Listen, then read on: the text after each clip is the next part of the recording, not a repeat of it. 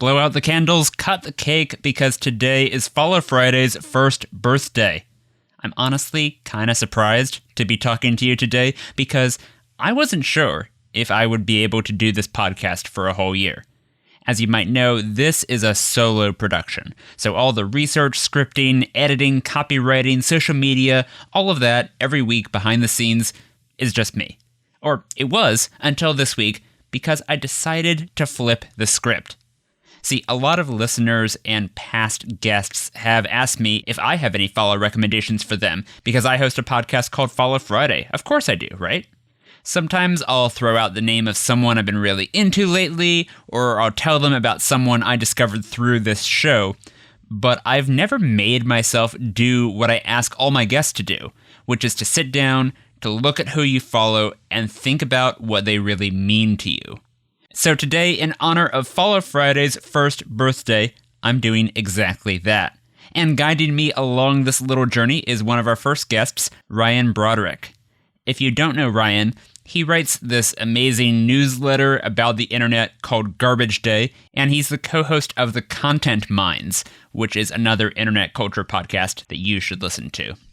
I asked Ryan to lead the show, so he will take over in a minute. But first, I want to thank our new patrons, Danny, Lauren, and Sylnai, over at patreon.com/followfriday.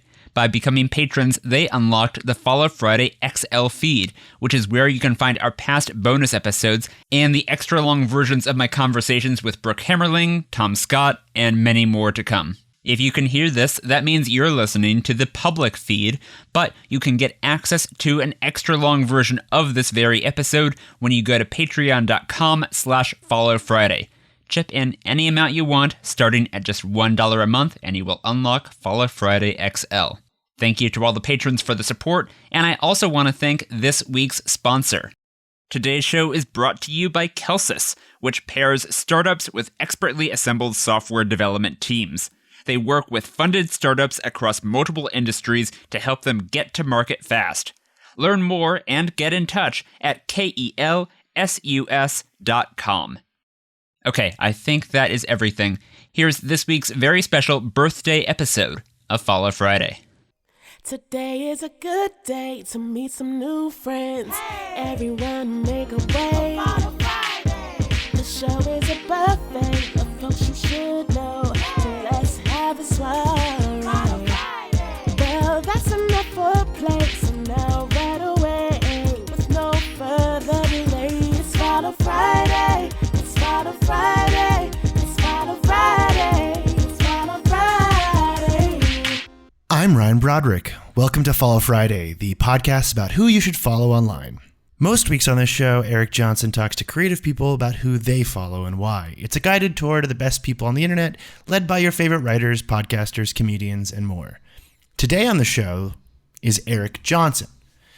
We're doing an anniversary episode, so we're going to spin this back around on him and make him answer some of his extremely earnest questions, which made me genuinely mortified when I had to do this. So you can find Eric on Twitter at HeyHeyESJ. He writes about podcasting in the Lightning Pod newsletter, which is at lightningpod.fm/newsletter. Eric, welcome to your show. How are you? I'm good, Ryan. Thank you for coming back on my show to take it over for me. I appreciate, as always, your willingness to play ball with my, extremely earnest nature. That's right. I have a very tough time with it, but today I feel more in control. I feel like I have more power, so I feel more comfortable. So let's dive into it, shall we? It's Follow Friday. I want to start with someone you don't know but want to be friends with. You picked Patrick H. Willems. Who is that? So Patrick H. Willems is a YouTuber, and he is, in my opinion, the best video essayist. I think this is a very crowded genre right now. YouTube has really given rise to a lot of folks like him, especially folks like him who are talking about movies.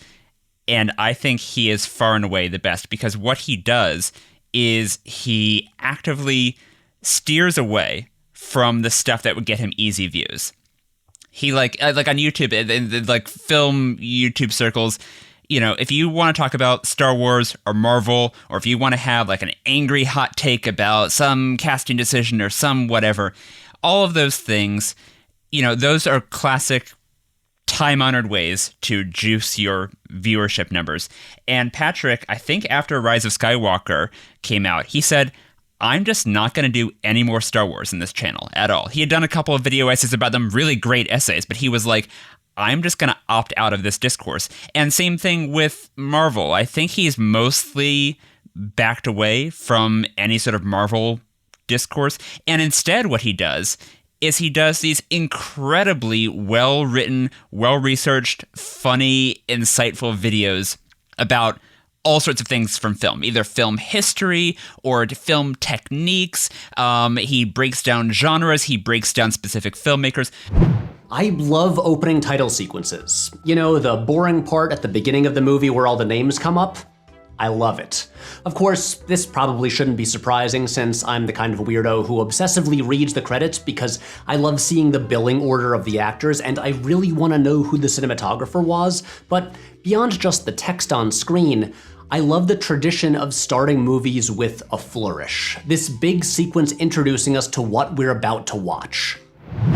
I mean, I just think his videos, they go against the grain in a way that I admire, but then they're also really good. And I cannot get enough of his videos. I did not realize that I saw and enjoyed one of his videos actually a couple months ago, which was his video where he took his parents to see The Fast and the Furious.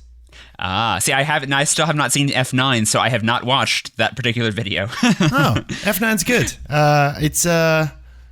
It's got everything you want from a Fast and the Furious movie. It's good.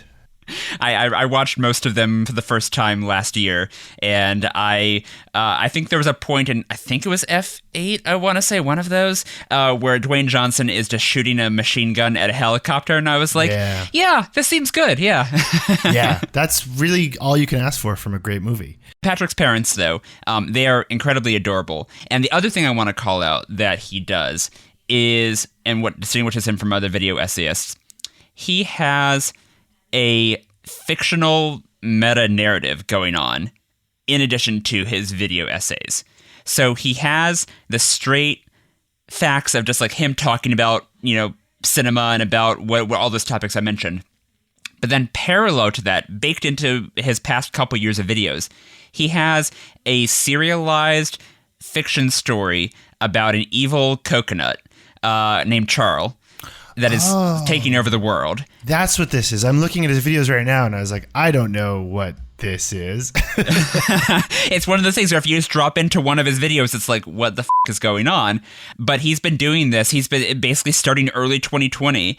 He started this years-long serialized meta series, and he hasn't put out a new video in a while because he's currently about to release a feature film completing the Charles story. He literally last year made a feature film based on, I think it's a time-traveling evil coconut. I'm going to have to brush up on my Patrick H. Willems lore. Charlemania has swept the nation. Ever since this googly-eyed angel rolled off his palm tree and onto a moderately successful YouTube channel, people can't get enough of him. He may be only 4 inches tall, but Charles is becoming a titan of Tinseltown. This is just another thing that I admire so much, is someone who is leaning into their weirdness and saying like, hey, this is something that I want to do with my platform, with my YouTube following here. I do enjoy that. I like YouTubers that sort of think of their channel as one product and like as a whole, not the people who are sort of chasing after like random viral events. Like I really like Red Letter Media for that reason, because like their whole thing is like based in this internal universe that is utterly insane, but it works. Yeah, Red Letter Media, I associate them mainly with like the Mr. Plinkett reviews, like the reviews of the Star Wars prequels. But then I also I've seen tons of their videos where they've done like Wheel of the Worst and Best of the Worst. They do a lot of like videos about like terrible movies. That's half in the bag. Yeah, half in the bag. Yeah, half in the bag is the good one. Yeah. And it's really interesting because one of them plays Mr. Plinkett live, but the other one voices Mr. Plinkett. It's like a whole thing. If you've never seen the Mr. Plinkett reviews, none of this makes any sense, but who cares? Exactly. Yeah. Way too much of my brain space is filled up with this stuff. But yeah, no, Patrick seems like a cool guy to be friends with and not, a horrible YouTuber. This seems like a good YouTuber. So this is good. Yeah, no, the last thing I'll say is like, last year when we went to go see The French Dispatch, the new Wes Anderson movie, there was a whole group of people in the theater who were all dressed up as past Wes Anderson characters from all of his different movies. And my fiance, who's always trying to match me with other movie nerds, is like, "Oh, go talk to them. Maybe they're a club."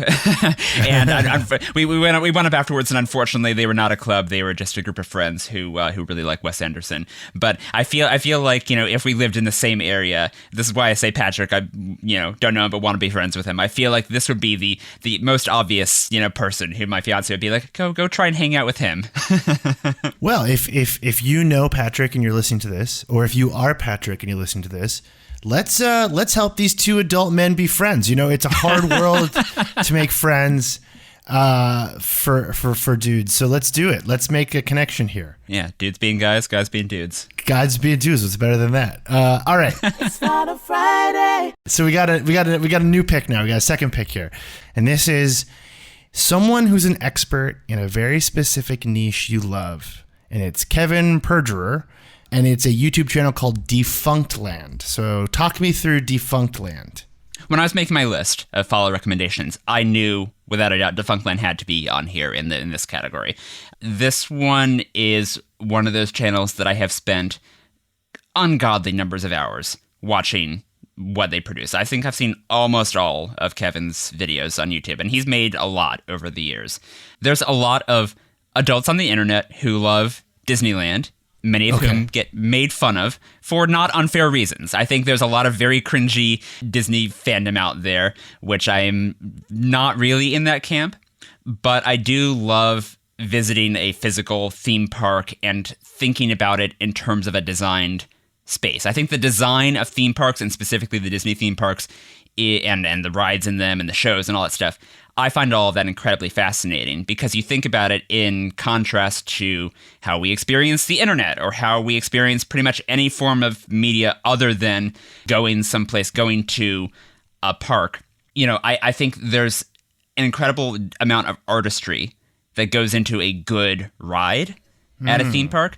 And so what Kevin does at Defunctland is he does videos about theme park history, about rides that are defunct, that were, have since been removed from the park, replaced with other ones. He's also done some about food and about histories of, controversies, and also some TV shows related to Disney and Nickelodeon and other kind of like family-friendly media. And following Defunctland has really allowed me to indulge this niche obsession with theme parks, with rides, and how everything like kind of comes together. So you don't identify as a Disney adult, is what you're saying? I don't, but I also will freely admit that I know a lot more about Disneyland than any adult should. I'm very fascinated by the creepy aspects of Disneyland. Like, I'm very interested in like the underground tunnels with robots in them, and the question of whether or not you can legally die on the park's premises. But I have actually never been to Disneyland or Disney World. You haven't? I've never. No. Well, the underground tunnels. Those are called the utilidors, and those are only at Disney World because when they were building Disneyland, they didn't know they would need them. But Disney World, they bought an amount of land in Florida swampland that was the size of San Francisco. They were just like all this cheap land that no one wanted that was overrun with mosquitoes and alligators. And so they built all those tunnels there.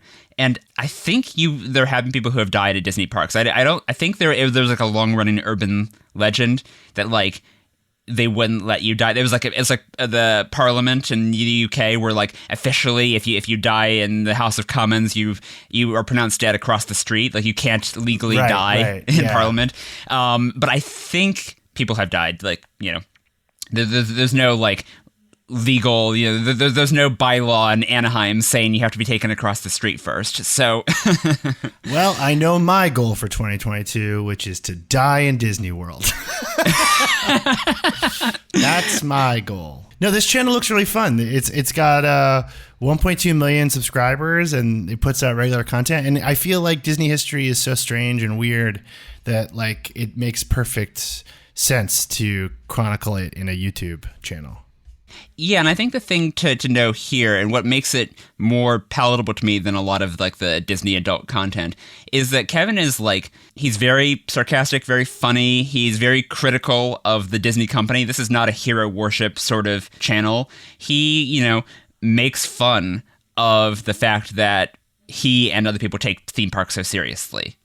I think there's a fine line that folks, there's all sorts of people who make, content about, theme parks or other entertainment that's seemingly for children online. There's all sorts of adults making this sort of content. And I think he has the best tone, the best approach to all of it. The idea wasn't good, and the Imagineers considered Superstar Limo to be dead. Unfortunately, if their job was to please the boss, they had done it a little too well. Eisner, who had been in the entertainment industry for decades, adored the inside jokes and Hollywood gags. He loved them so much that he greenlit the new, terrible version of the attraction. Imagineering, most likely baffled at what they now had to do, did their best to make the attraction work. The retooled ride opened with California Adventure on February 8th, 2001. So was it as bad as they thought it would be? Yes. Yes, it was.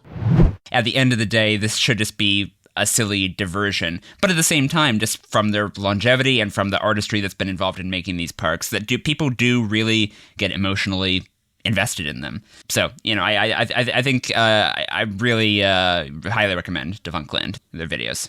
Awesome. I'm learning so many new corners of the internet this week. This is great. That's the idea. We're going to take a quick break now and cut to an ad that I personally had no involvement in picking and do not make any ad revenue from. And I hope that Eric has picked a good advertiser, a good sponsor to follow this.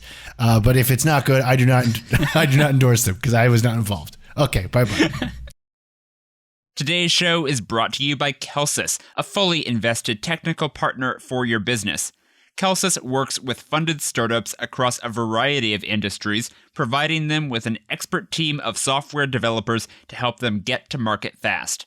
They have experience working with dozens of companies, helping them build products that can compete, thrive, and exit. Visit kelsus.com, that's KELSUS.com to learn more, and give them a call to meet your new technical co-founder. That's kelsus.com. It's Final Friday. We have two more picks. So the next one is someone you're embarrassed to admit you follow, and you picked a YouTube channel called MayTree. Acapella has never been cool. Acapella will never be cool. I went to a college with so many acapella groups that there was an ironic parody a cappella group called the Tone Deafs, the organizing principle of which was that anybody could join, no one could rehearse, and no one could have any singing ability. It was the leftovers a cappella group. I was in the Tone Deafs for exactly one song, and then I quit. And I've never considered myself a fan of the genre, especially when I was in college, especially of the overabundance of these groups. MayTree is a Korean a cappella group, and they are so damn good. I am obsessed. I cannot get enough of their videos because they are so incredibly talented. And, I say I'm embarrassed to admit that I follow them, but I'm not that embarrassed because every person who I've shown a MayTree video to, they're immediately like, oh, I get it. Okay, I see why this is addictive. Hold on. I'm going to press play on one. I've never heard them before. I want to see if I can be converted because I do find a cappella mortifying. So and tell us which one you're playing. I'm playing the Mortal Kombat theme song, which they did a version of 10 days ago. So here we go. Test your might. Test your might. Test your might. Test your might. Mortal Kombat!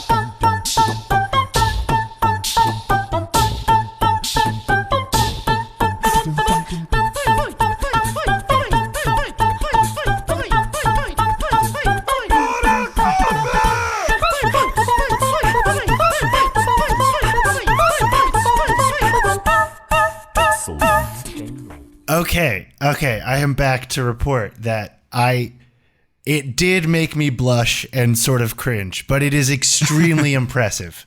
They did do a very, very convincing cover of the Mortal Kombat theme song, which is really hard to do. So I'm very impressed.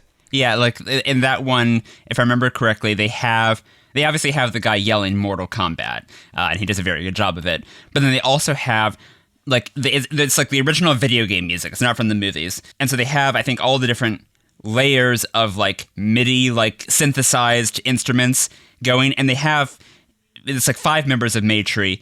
And they have people in the background who are, their whole job for this song is just making high-pitched like beeping noises or just like I can't even articulate exactly what it is they're doing, but they are completing the depth of the theme by adding just these little video gamey sound effects, and they're doing it in like a pitch perfect way that sounds exactly like the original theme.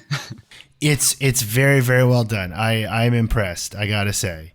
It is I still found it uncomfortable, I have to say, but I recognize the skill there. It's very good. I think it's more comfortable for me because these are people on YouTube and I don't have to like look at them in real life. I don't need to reflect any. I don't need to let my my face give away any reaction to them. And if I'm not into one of their videos, I can just leave. But yeah, no, this channel. Well, tell me if I should cut this out because of the recent stuff you've been dealing with.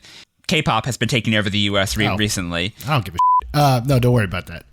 Yeah, so K-pop fans are not real people. You personally have been dealing with some passionate fans, let us say, who are a little toxic in your social media life. I've never gotten into that, but this is how the South Korean media machine gets me. Is through, who knew, acapella videos on YouTube. I just they finally found me. It makes sense. I get it. It has a real power to it. And let me just say one more thing about MayTree, which is that if you are not yet convinced by hearing them cover a song that you know, like the Mortal Kombat theme, definitely check out one of the videos where they're doing sound effects. They have one where it's like a history of the Windows startup chimes. They have a bunch of videos where it's video game sound effects or just other sort of messaging software, all these different things where even if they're not working from an actual piece of known music, I think they're just incredibly talented. They are so good at just mimicking these sounds that have that are well known to us. Yeah, the upper register stuff they were doing in the Mortal Kombat theme song was very impressive, I have to say. Yeah. It's Final Friday. All right. So we got our last pick here, and I feel like this is a good one to end on.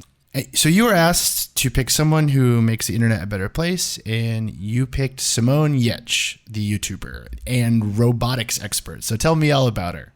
I think a lot of people maybe first started following Simone. She went viral on Reddit a bunch of times. She would do these videos of kind of like Wallace and Gromit-esque silly robots, and she called herself the queen of shitty robots. So one of them would be a wake-up machine, and it was a little plastic hand on a servo that would spin around and slap her in the face to wake her up in the morning. Or she had one that was like, I think her first one was a breakfast machine, and it was a spoon on a metallic arm that would dip into some cereal and then try and feed it to her. And obviously none of these would ever work exactly the way that she intended. My introduction to her was through Tested, which was the spin-off website of Mythbusters. It was run by Adam Savage. I think after she already got some internet fame, she was invited to come over to the US and to help make videos for Tested back in the day. And I think she's very much the rightful successor to what Mythbusters did for, early 2000s, for kids interested in science and engineering in the early 2000s. She no longer calls herself the queen of shitty robots. She now just makes these incredibly entertaining videos about engineering, about, design. And she does so in a way that I think she owns her weirdness. She also owns her mistakes when something goes wrong. it's no longer just one punchline. She actually explains, like, hey, here's what went wrong. Here's the process of trying to figure out how to make it better. She's going through the actual, the steps that are necessary for tackling an unsolved engineering problem and showing that making things is not a simple act of, like, connecting Legos. Connect this piece to that piece, and then you're done. It's messy. Things go wrong. People get frustrated. There's disappointments along the way, but that it's incredibly satisfying if you can, at the end, make something that works and that does what you want it to do, and it looks good too. And so I think she makes videos that, to me, as a 32-year-old adult who is not ever going to, pick up any engineering, I'm not planning to go to the shop and start making stuff myself, I can still watch the videos. But I say that she makes the internet a better place because, especially for younger folks, and especially for younger people in general who are not traditionally assumed to be of the engineering mindset, I think it's so amazing that she is making these videos and showing the entirety of the process and making it clear, like, hey, things won't always go your way, but you can do amazing stuff if you work at it. It's truly inspiring to me. Yeah, I have to say, I don't watch her channel specifically, though I'm a huge fan, but I'm a huge fan in general of YouTubers and, like, YouTube creators, because YouTuber feels like such a derogatory term, but, like, YouTube creators who have sort of used their channel to just start tinkering and messing with whatever their sort of interest area is. I'm a big fan of this guy who does a similar sort of thing, but with synthesizers. So he recently turned a Billy the Big Mouth bass into a pretty kick-ass synthesizer, actually. And I long for the days where I can figure out how to do that with my own thing, whatever that is. I'm not an engineer. I have no practical expertise whatsoever, and I'm extremely clumsy and uncoordinated. But I would love to figure out a way where I could do something similar someday. Yeah, I mean, the big mouth bass example that you gave, Simone does a lot of projects that are just like that. So, for example, she has this adorable three-legged dog named Scraps. Of course. And Simone built what could only be described as a selfie photo booth for her. Basically, Scraps goes into this little room and presses a button, and when she presses the button, she gets a treat, but then also her photo is taken. So she is triggering the camera. And I love that because there's no real reason why that has to exist, right? It's not practical. There's no need for that to exist, but Simone had the technical knowledge to do it, and she just went and made it because it made her happy, and also means that Scraps gets more treats, so it made Scraps happy as well. She didn't make this because the algorithm demanded it. She made it because she could and because she wanted to, and that's just one of the traits that I admire most about any creative person. Yeah. And she just seems like a nice person, too. Like, she's one of those internet critters where you're like, you seem like a nice person. Yeah. And also, she loves dirty jokes and innuendos. And I mean, I gotta love someone who cracks themselves up. And pretty much every video, she will say something that she then realizes mid-sentence can be taken in a dirty way, and just makes herself laugh. So, respect for that. Yeah, absolutely. Absolute respect for that. Well, Eric, I want to thank you for coming on to your own show. Oh, it's been a pleasure. Anytime. Yeah, you did great. I think your picks were fantastic, and I hope people who are listening to this who weren't following these channels or these creators are going to go seek them out and check them out. Where can people follow you if they want to follow you? I would strongly recommend following and subscribing to the Follow Friday podcast. It's what you're listening to right now. You can follow in any podcast app that you'd like. This is getting very meta. But no, I'm also on Twitter at HeyHeyESJ, and I write a newsletter about podcasting and about Follow Friday at lightningpod.fm/newsletter.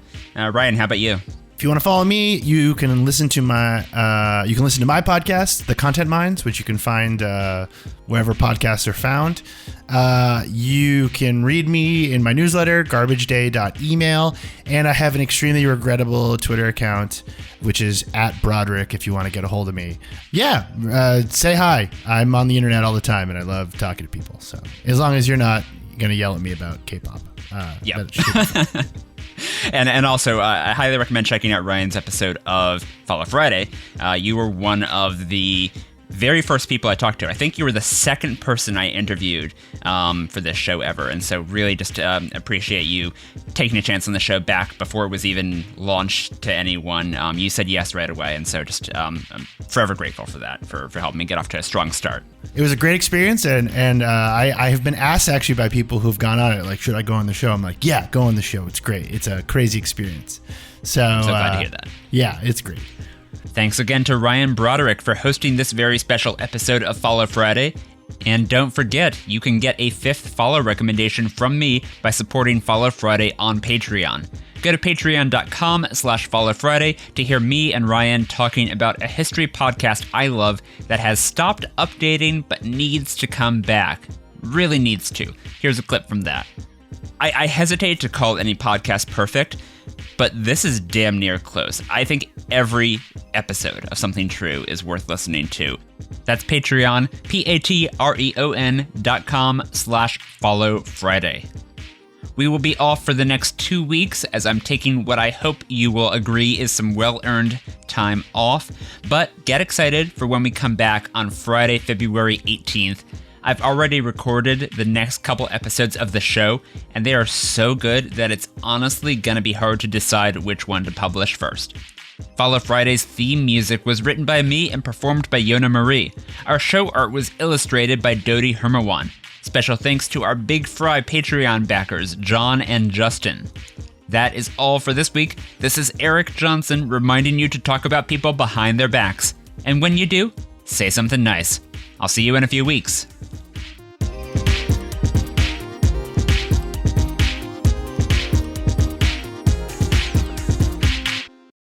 Today's show was brought to you by the Lightning Pod email newsletter, which is where I share my thoughts on the podcasting industry, behind-the-scenes updates on Follow Friday, and links to all of the podcasts that I've been working on.